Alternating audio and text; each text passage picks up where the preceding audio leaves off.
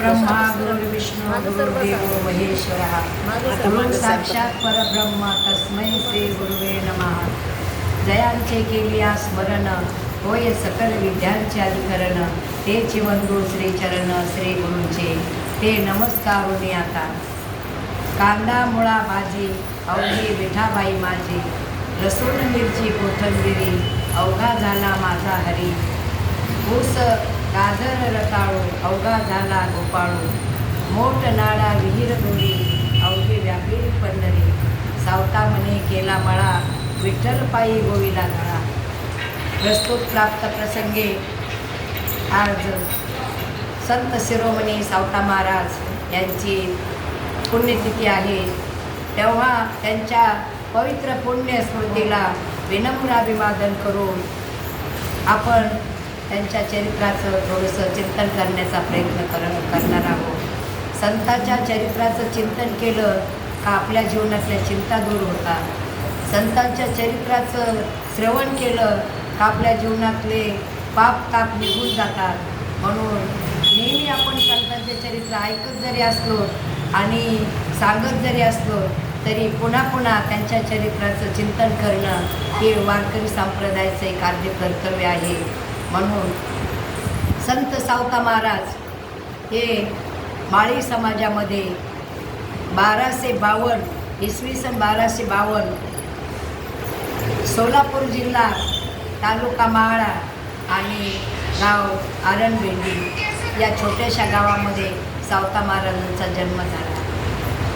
त्यांच्या वडिलाचं नाव परसू आणि आईचं नाव नागिताबाई. पवित्रते कुळ पावन तो देश तेथे हरीचे दास जन्म घेते या नायाने या पवित्र अशा कुटुंबामध्ये आणि पवित्र अशा आईच्या कुशीमध्ये सावता महाराजांचा जन्म झाला. त्यांचे आजोबा दाऊमाळी हे पांडुरंगाचे निश्चिम भक्त होते. निष्ठावंत वारकरी होते. पंढरपूरची वारी त्यांच्याकडं अखंड होती. आणि त्या दाऊमाळी बाबांना 2 मुलं होते. त्या 2 मुलापैकी एकाचं नाव डोंगरोजी बाबा आणि एकाचं नाव परसुबा. ते हळूहळू मोठे होत चाललेले होते. डोंगरोजी बाबा थोडे मोठे झाल्याच्या नंतर ते वडिलाला बोलले, बाबा मला तीर्थयात्रेला जायची खूप इच्छा आहे, मला परवानगी द्या. वडिलाला आनंद वाटला का मुलगा तीर्थयात्रेला जायचं म्हणतोय. आनंदात वडिलांनी त्या डोंगरोजी बाबाला परवानगी दिली आणि डोंगरोजी बाबा तीर्थयात्रेला गेले. तीर्थयात्रेला गेले ते परत आलेच नाही.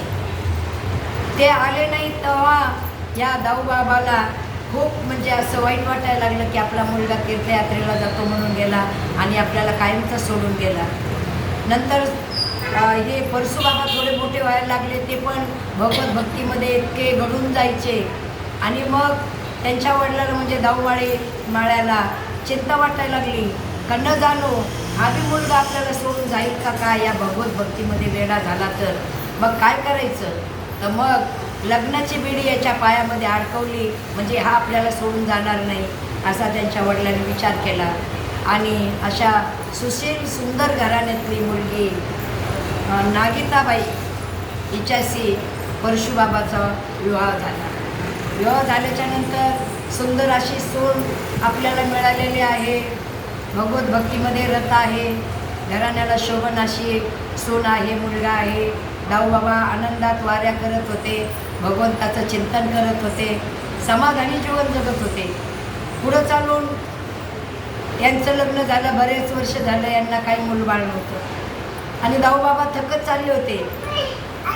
त्यांनी काय केलं, एका वारीला परशुबाबाला आणि नागिताबाईंना पंढरपूरला घेऊन गेले. त्यांनी पंढरपूरचं अनेक प्रकारे महात्म्य वर्णन करून सांगितलं. चंद्रभागेचं स्नान केलं, पुंडलिकाचं दर्शन घेतलं आणि पांडुरंगाच्या रावळात गेले. रावळात गेल्याच्या नंतर दाऊबाबांनी दर्शन घेतलं, परशुबाबांनी दर्शन घेतलं, नागिताताईने दर्शन घेतलं. आणि बाहेर आल्याच्या नंतर त्यांनी त्यांची वारकरी संप्रदायाची पताका परशुबाबाच्या खांद्यावर टेकवली आणि सांगितलं, बाळा आजपासून तुला हा वारसा चालवायचा आहे. आता माझ्याच्यानी काय ह्या वाऱ्या होत नाही, तुला वारी करायची आहे म्हणे. त्याने आनंदात त्या वारीचा स्वीकार केला आणि त्याच्यानंतर अखंड परशुबाबा आणि नागिताबाई ह्या प्रत्येक महिन्याची वारी करायला लागल्या. बरेच वर्ष निघून गेले आणि असेच पांडुरंगाच्या समोर उभे आहेत, पांडुरंगाचं दर्शन घेतात आणि एकाच क्षणामध्ये दोघांच्या मनात एक कल्पना निर्माण झाली. पांडुरंगा म्हणे, माझ्या वडिलांनी परंपरा माझ्याकडे दिली, पण आता माझ्या पोटी संतान नाही, मी परंपरा ही कोणाकडे देऊ. त्याच वेळेला हिच्या पण मनात तीच कल्पना आली का पांडुरंगात आम्हाला मूलबाळ तर नाही, कालांतराने आम्ही ही वारीची परंपरा कोणाकडे द्यायची. त्यावेळेला भगवंतानी यांच्या मनातला भाव ओळखला आणि भाव ओळखल्याच्या नंतर ते विचार करायला लागले का आता मी यांच्या पोटी कोणाला जन्माला घालू म्हटल्याबरोबर पेंद्या भगवंताच्या समोर प्रगट झाला आणि तो बोलायला लागला. म्हणे, भगवंता, मी राम अवतारामध्ये रामाबरोबर होतो, पण जनक राजाच्या रूपात होतो म्हणे, आणि जनक राजाच्या रूपामध्ये मी राजा होतो, पण विधेय अवस्थेत मी भक्ती केली. मला कधीच अंतरंगामध्ये पांडुरंगाला मी पाहिलं नाही आणि कधी हृदयात ठेवण्याचा प्रयत्न केला नाही. भक्ती ही माझी अशी उघड मी भक्ती केली नाही, माझी फक्त ती भक्ती वरून झाली. त्याच्यानंतर मी कृष्ण अवतारामध्ये तुझ्याबरोबर पेंद्याच्या रूपात जन्माला आलो, पण त्या रूपात जन्माला येऊन सुद्धा मी तुझ्याबरोबर खेळलो, बागडलो, खोड्या केल्या, चोऱ्या केल्या, हाणामाऱ्या केल्या, सगळं काही केलं, पण मी अंतर्मनाने तुझी कधीच भक्ती केली नाही. एक सवंगडी म्हणून मी तुझ्याबरोबर राहिलो, भक्त म्हणून कधीच तुझ्याशी मी वागलो नाही, तुला देवाचं रूप मी कधीच दिलं नाही. तेव्हा मला आता असा जन्म पाहिजे, अशा घरात माझा जन्म झाला पाहिजे का मी तुला माझ्या हृदयात साठवून ठेवू शकलो पाहिजे. मी तुझी भक्ती अंतर्मनाने, अंतर्ज्ञानाने, डोळस बुद्धीने मी तुझी भक्ती केली पाहिजे. आणि त्यावेळेला भगवंताला पण ते रुतलं, मानलं आणि भगवंतानी पेंद्याला तिसरा अवतार पेंद्याचा, तो तिसऱ्या अवतारामध्ये सावतामाळेच्या रूपात जन्माला आली. ज्या वेळेला सावतामाळेचा जन्म झाला आणि जिकडं तिकडं आनंद उत्सव साजरा झाला, सावता महाराज हळूहळू मोठे व्हायला लागले आणि ते जसजसे मोठे व्हायला लागले तसे त्यांची भक्ती म्हणजे अशी असायची, ते काय करायचे, माती गोळा करायचे, चिखल करायचे आणि त्या चिखलाची पांडुरंगाची मूर्ती तयार करायची. ते जन्मजातच भगवत भक्त होते आणि ते भक्तीमध्ये घडून जात होते.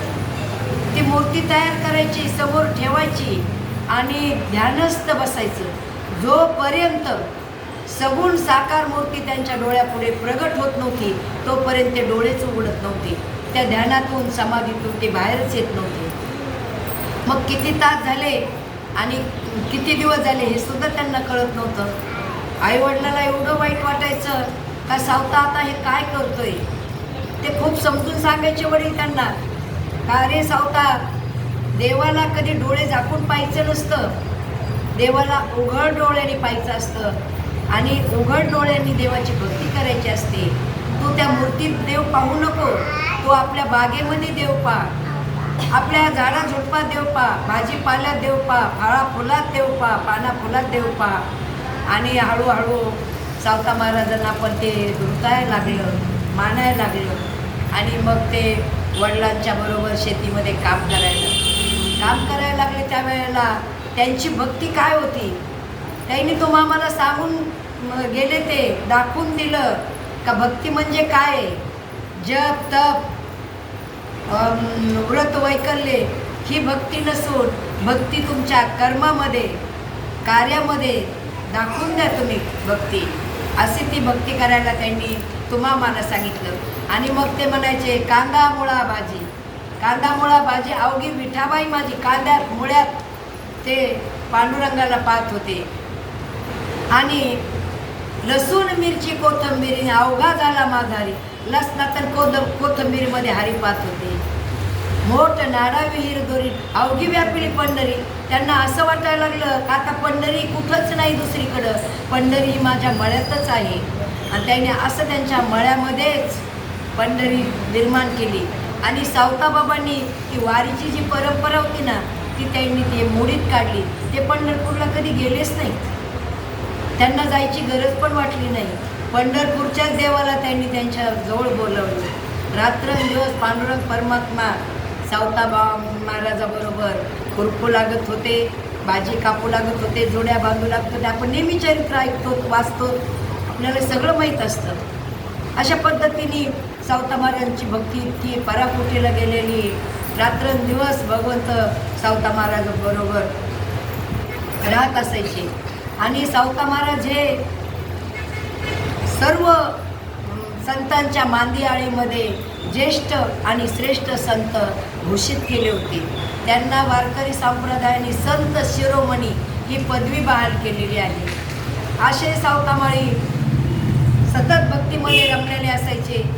पण त्यांनी कधी त्यांना अहंकार झाला नाही का पांडुरंग माझ्या शेतात येतोय, माझ्या बरोबर राहतोय, हे कधी त्यांच्या मनात येत नव्हतं.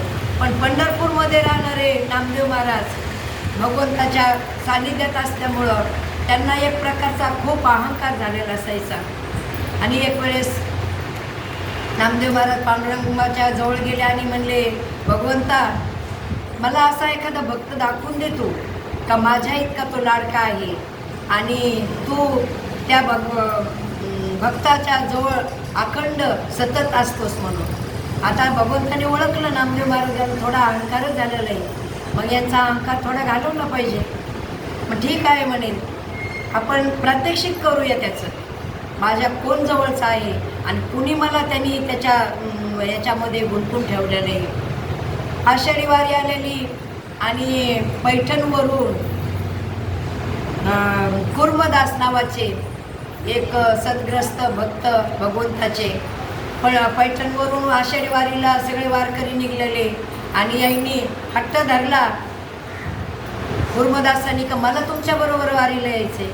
आता वारी कशी असते आपल्याला माहिती आहे, ज्याने त्याने ज्याचं त्याचं पळायचं आणि वारी करायची. आता कुर्मदास त्यांना हात नाही, पाय नाही, लाकडाच्या ओंडक्यासारखे कुर्मदास कसे वारी करते. कोणीही तयार होत नव्हतं का हो बाबा आम्ही तुम्हाला सांभाळून नेऊ, चला तुम्ही आमच्याबरोबर. सगळे लोक जात होते पुढे निघून आणि कुर्मदास असे लोटळत लोटळत लोटळत जायचे. जिथं मावळून तिथं मुक्काम असायचा. पहिले 2 दिवस त्यांनी खूप भगवंताचा दावा केला, भगवंता मी तुझ्यापर्यंत कसा पोहोचेल, मला तो वारी करायची. आणि मग जगाच्या बापांनी पांडुरंग परमात्म्याने एका व्यापाऱ्याचं रूप घेतलं. आणि व्यापाऱ्याचं रूप घेतलं. दुसऱ्या तिसऱ्या दिवसाच्या ज्या ठिकाणी मुक्कामाला कुर्मदास थांबलेले होते तिथं गेले. त्या कुर्मदासाला नाव माकू घातलं, स्वयंपाक केला आणि कुर्मदासाला जेव घालायचं आणि मग आपण जेवायचं. 2-3 दिवस नेमकं मुक्कामाच्या ठिकाणी पांडुरंग परमात्मा जाऊन उतरायचे, स्वयंपाक करायचे, जेवण बनवायचे आणि त्या कुर्मदासाला जेव घालायचे, मग ते जेवायचे. मग त्या कुर्मदासाने विचारलं, तुम्ही कोण आहेत, तुम्ही माझ्याकरता का करताय, ते दिवसभर कुठं असतात तुम्ही. तेव्हा पांडुरंग परमात्म्याने सांगितलं, मी एक व्यापारी आहे आणि वारी पण करतो आणि दिवसभर माझ्याकडे ज्या वस्तू आहेत त्या विकतो आणि माझ्या संसाराला 4 पैशाचं मी तेवढंच टेकन लावतो. कुर्मदासाला वाटलं खरंच असणार आहे. आणि असं करत करत कुर्मदास लहुळ गावापर्यंत गेले. तिथपर्यंत जाऊस्तो त्यांच्या शरीराला पुढं कातडी राहिली नव्हती, रक्त मांस खूप गळत होता, परेशान झालेले होते. आणि तिथं गेल्याच्या नंतर पांडुरंग परमात्म्याने सुद्धा त्यांची संगत सोडली आणि पंढरपूरमध्ये जाऊन पोहोचले. तिथं कुर्मदास लवळगावमध्ये थांबले आणि वारकऱ्याला विनंती करून सांगत होते का वारकरी बाबा हो, माझा एवढा एक निरोप पांडुरंगाला सांगा, आता तुमचा कुर्मदास तुमच्यापर्यंत येऊ शकत नाही, काही जरी झालं तरी येऊ शकत नाही, तेव्हा माझा शेवटचा नमस्कार पांडुरंग परमात्म्याला द्या. आणि इकडं नामदेव महाराजांचा झालेला अहंकार घालवायचा होता आणि इकडं कुर्मदासाला भेटायला यायचं होतं, सावता महाराजांना भेटायचं होतं. हे सगळं नामदेव महाराजांकरता हे करायचं होतं त्यांना. मग पंढरपूरवरून पांडुरंग परमात्मा, माऊली ज्ञानेश्वर महाराज आणि नामदेव महाराज हे निघले कुर्मदासाला भेटायला जायचे म्हणून निघले. आणि रस्त्यात सावतामाळ्याचं आरणगाव होतं. मग पांडुरंग परमात्म्याने काय केलं म्हणे, आता आपण थोडं खेळीमेळीचं वातावरण तयार करूया, आपण लपाछपीचा खेळ खेळूया. ठीक आहे म्हणे. मग कोणी लपायचं कोणी शोधायचं. पांडुरंग परमात्म्याने सांगितलं मी लपणार आणि तुम्ही मला शोधायचं. असं म्हटल्याच्या नंतर पांडुरंग परमात्मा ओसातून घासातून ओसात करत पांडुरंग परमात्मा डायरेक्ट सावतामाळ्याच्या शेतात जाऊन उतरले. आणि सावतामाळी मोठ हाकत होते. एका सामान्य शेतकऱ्याच्या रूपात पांडुरंग परमात्मा त्या सावता बाबाच्या जाऊन पोहोचल्याच्या नंतर सावता महाराजांनी मोठ बंद केली आणि स्तब्ध उभे राहिले का कोण ग्रस्त आपल्या शेतात आलेला आहे म्हणून. मग पांडुरंग परमात्मा बोलले म्हणे, अरे सावता बाबा मला पाणी प्यायचं आहे, तू मोठ बंद का केली. बोट काढ म्हणे पाण्याची बोट भरून बाहेर काढली आणि ती बोट थारोळ्यामध्ये रिझवली. आणि हे शेतकऱ्याच्या रूपात आलेले पांडुरंग परमात्मा ओंझळीने पाणी प्यायला लागले. सावता बाबा पाहते, वर पाहिलं का सामान्य शेतकरी आणि पाण्यामध्ये पांडुरंग परमात्म्याचं प्रतिबिंब आहे. सावता बाबाने पाहिलं पाण्यामधलं प्रतिबिंब आणि धावतच जाऊन त्यांनी पांडुरंग परमात्म्याला मिठी मारली. त्यावेळेला पांडुरंग परमात्मा होकार द्यायला तयार नाही. ते म्हणे, अरे सावता बाबा मला का मिठी मारली, माझ्या मागं चोर लागलेले आहेत, मला तहान लागली म्हणून पाण्याच्या शोधात इकडं आलो आहे, मला पहिलं लपव, नसता ते चोरांनी जर मला पकडलं तर ते मला बांधते पकडून नेतील, लपव तू मला. सावता बाबांनी ओळखलं होतं हा कोण आहे, हा जगाचा बाप, ज्याचे सर्व ब्रह्मांड यांनी याच्या पोटात साठवलेले येतं आणि हा मला लपायला जागा बागवतोय. जगाचा पोशिंदा आणि जगाचा बाप माझ्या पुढं आज लपायला जागा मागतोय. माझ्यासारखा भाग्यवान कोणीच नाही.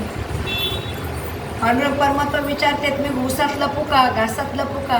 नाही म्हणे बोलता, तुम्हाला लपण्याकरता जागा कुठलीच योग्य नाही, तुम्हाला लपण्याकरता जागा माझ्या हृदयात आहे. आणि सावता महाराजांनी विळा घेतला, खुरपं घेतलं आणि स्वतःचं हृदय फाडलं. इकडं तिकडे रक्ताच्या चिळकांड्या उडाल्या आणि भगवंत आपल्या हृदयात सावता बाबांनी लपवून ठेवला, हृदयात साठवला. धन्य त्याची माता, धन्य त्याचा पिता, साठविला दातात्रय लोक्याचा. म्हणजे त्यांच्या आईवडीलसुद्धा किती भाग्यवान होते, त्यांच्या पोटी सावता महाराजांनी जन्म घेतला. आणि त्या सावता महाराजांनी हृदय फाडून भगवंताला त्याच्यामध्ये बंदिस्त केलं. आणि ज्या वेळेला हृदयामध्ये पांडुरंग परमात्मा बंदिस्त झाले तेव्हा त्यांना समाधी लागली, त्यांची स्थितप्रज्ञ अवस्था झाली. आणि समाधी लागली. इकडं नामदेव महाराज, माऊली ज्ञानेश्वर महाराज शोधत तिथं आले. ते एवढा आवाज देत होते, पण यांची स्थितप्रज्ञश्य का भाषा समाधी तस्य केशव स्थितधी किम प्रवासेत किंवा शीत व्रजेत किम. ही अवस्था त्यांची झालेली.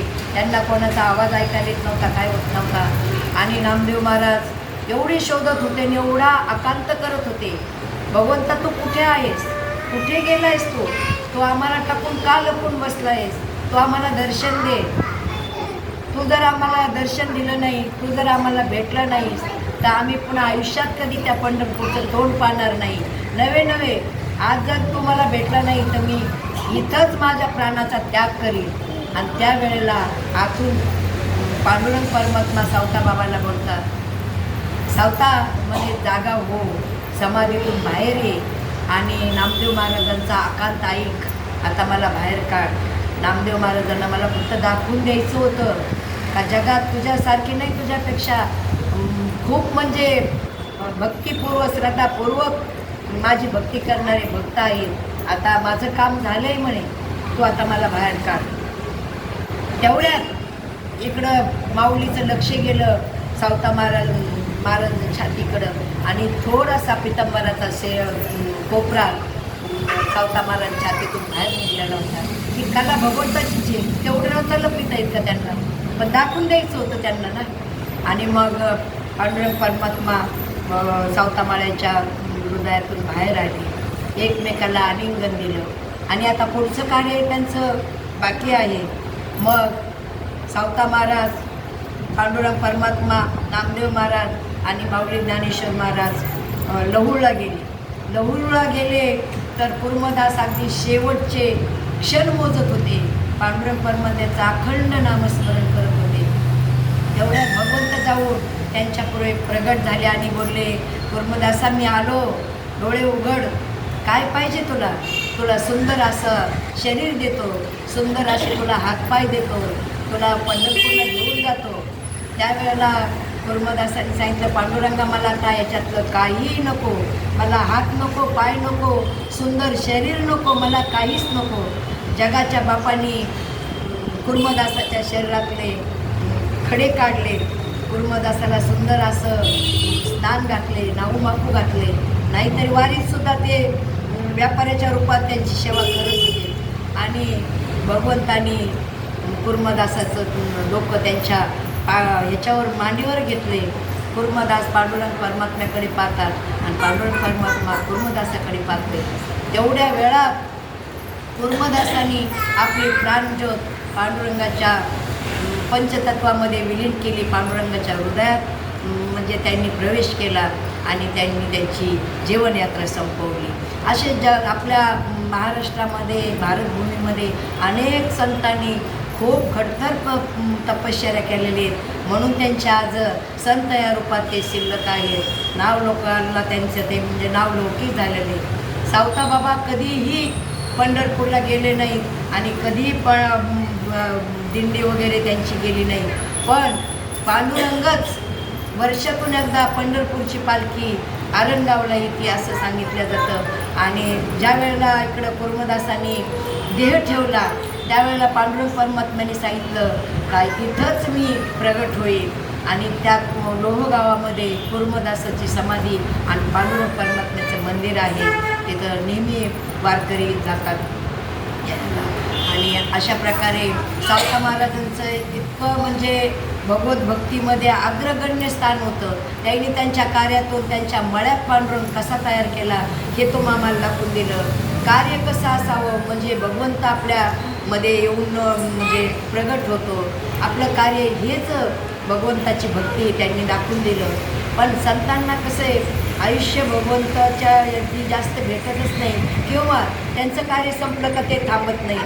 खाली त्यांचं म्हणजे जन्म 1250चा आणि त्यांनी आषाढी वारी झाल्याच्या नंतर आषाढ वद्य चतुर्थीला म्हणजे 12 जुलै 1295 या वेळेला ते अनंतात विलीन झाले. त्यांना फक्त 45 वर्षाचं आयुष्य लाभलेलं आहे.